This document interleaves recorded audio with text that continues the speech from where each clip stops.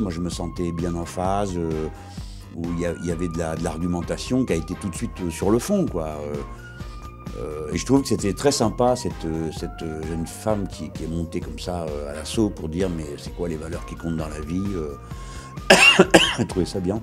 Que maintenant, si je compare ce que je connais des jeunes en ce moment de ce que j'ai connu il y a 10 ans, il y a une évolution.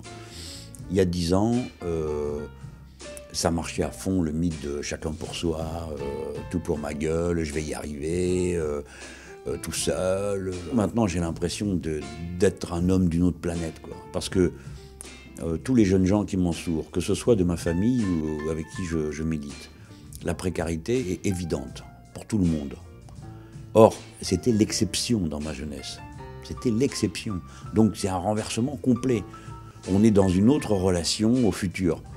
Et donc les gens, j'ai l'impression que les gens se projettent moins sur du très long terme.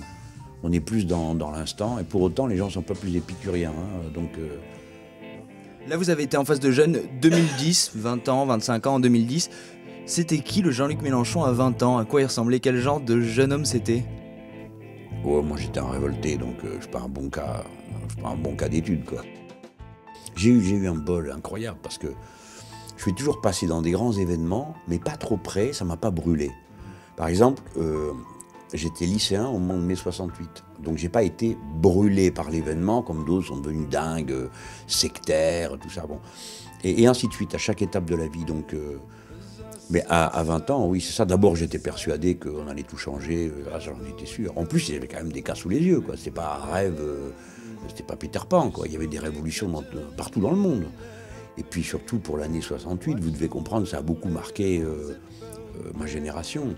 Il y avait et la révolution à l'ouest, mais pas qu'en France, hein, le Mexique, dans tous les pays du monde, et il y avait le printemps de Prague, la révolution politique à l'est. Donc vraiment, on se disait, ça va changer, ça... formidable, on va refaire le monde. Bon, alors après, on a déchanté, bien sûr, mais c'est pour dire qu'il y avait beaucoup d'allégresse. Hein.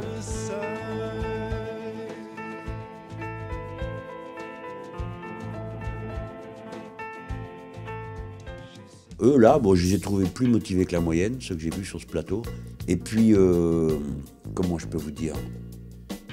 J'aurais bien aimé qu'il y ait un peu plus la parole au prolo. Il y avait des gars qui étaient par-ci par-là, que je voyais à leur look, je me dis, j'aimerais bien savoir ce qu'eux, ils en pensent.